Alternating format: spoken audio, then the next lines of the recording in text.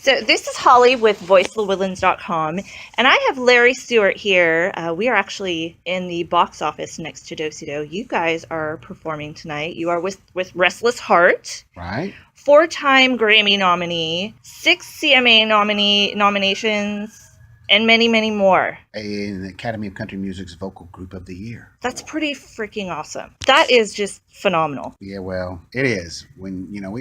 Our journey has been interesting. Okay, so tell me about how your journey started. Well, my journey started as a baseball player at Belmont University in Nashville. Okay. And what position did you play? I played left field and center field. Nice. And I got sick. Okay. Got mono and hepatitis. Oh my gosh. My junior year. That's horrible. So it kind of put me out of commission for a little while, and I said, you know what? I've been playing baseball since I was 5 years old. I don't think I want to do it anymore. Mm-hmm. And I was working at MCA Music and met some people in the music industry. And what were you doing at MCA? Tape copy boy. Okay, cool. And got to watch Don Schlitz, who wrote The Gambler. Wow. And Dave Loggins, who was the artist Please Come to Boston, and wrote a bunch of Kenny Rogers and a bunch of big hits. Wow. And I got to watch these guys, brilliant guys, in the studio and listen to their songs. I'm the one who put them all together and cataloged all their new songs that they wrote. What a cool gig. So, I learned a lot.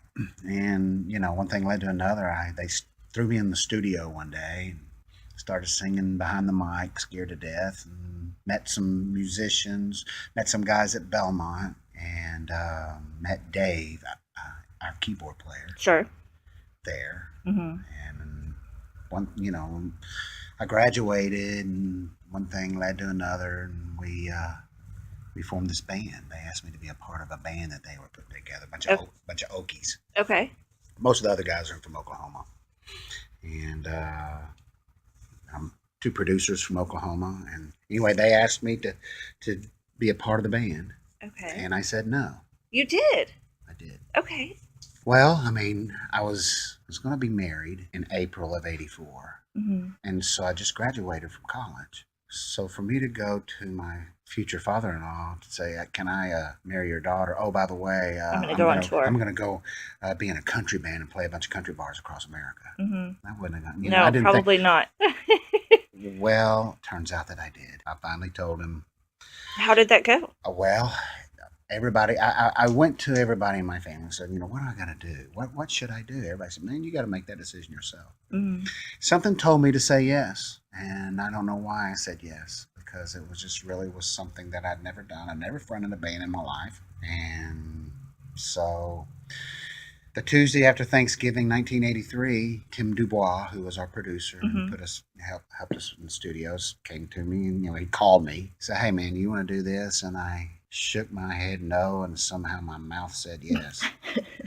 And man, I just started sweating. I said, oh, what have I done? So I sat and thought about it. And I called my fiance, and I called my mother, and I called, and next thing I knew, I was in a band. We recorded our first album the first weekend of April. I went and got married, went on my honeymoon the second weekend of April.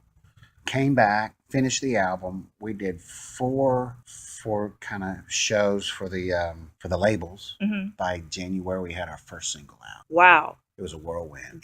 So we had our first single out. Never played live together in our lives. You guys just meshed well, obviously. So we went into rehearsals and went and did some radio thing, mm-hmm. Conventions. Sure. Did Vince Gill and all these people. We were all starting together. Randy and Travis. Yes. Too many Randys. I had Randy Owen. And there's Randy Rock. I mean, there's so many. There's a bunch of Randys. There are a bunch of Randys in country music. Yeah. So anyway, radio started kind of playing our stuff, and the head RCA went and asked Alabama if we could open for them. Mm-hmm.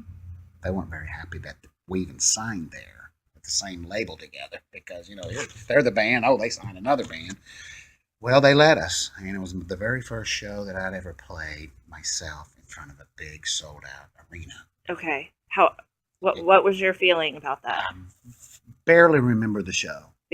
But I do remember throwing up all over their label shoes before the show, backstage. because I was scared to death. I bet. I I was. bet. I really was. That launched a tour with Alabama, and we went back in the studio later in 1984. I mean, in 1985, we were on tour with Alabama. Then we go on tour with the Judds, and we go on tour with Hank Jr., and we go on tour with Reba McEntire. I mean, it's just rolling. Wow. We just, and so, yeah, some would think it wasn't fair. I mean, we all paid our dues, especially other guys in the band paid dues for years and years and years. But as a group of Restless Heart, it just we backed in the door and things just popped. It was And the meant to be. critics hated us. Critics hated Restless Heart because it was a very traditional country time at that time, Mm-hmm. and so here come these five guys with this contemporary, big, fat harmony sound with mullets. So yeah, so we had to fight through all of that, and we were nominated for a lot of awards, but we didn't win any until we won the ACM's Academy of Country Right. Music's Vocal Group of the Year, and that was really the only award as far as those award shows, CMA, Grammys, and stuff. Sure. But we got to be a part of the shows. But Well, and anyway, it's a yeah, that pleasure was being nominated. yeah, it is. You know, Absolutely. there's a And lot they of all said, the critics said, these guys, they are session musicians from Nashville, formed in Nashville. They won't be together 2 years. look Well, at you now. 33 years, we're one of two bands that still have the original members, That's all original amazing. members, 33 years later. So Congratulations. we're very blessed. Yes, you are. You are. Absolutely. So you guys obviously do you have any like musical influences that kind of, you guys, I'm sure all have different ones, but what's your, who do you look up to?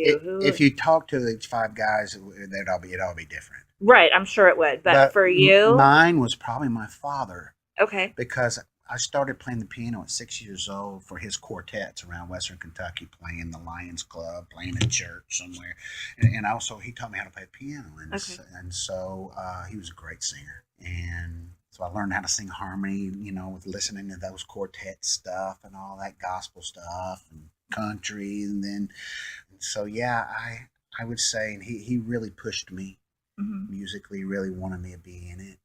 I really want to be a football and a baseball player. Sure. I was just, Right.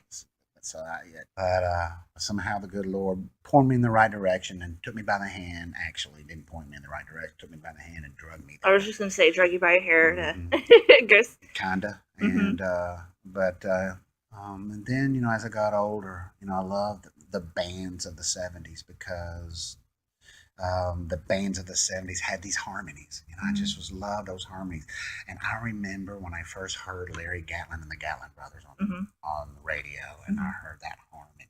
What will we do now? You tell me. I don't know. I've done enough dying today. Man, that was one of my favorite songs growing up.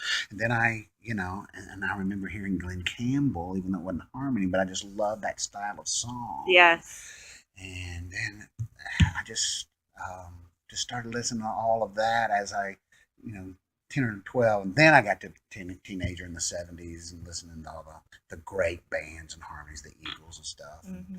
Well, it was such a pleasure chatting with you. Thank you so much for taking the time to chat with us and tell us a little bit about how you guys got started. And I really look forward to seeing you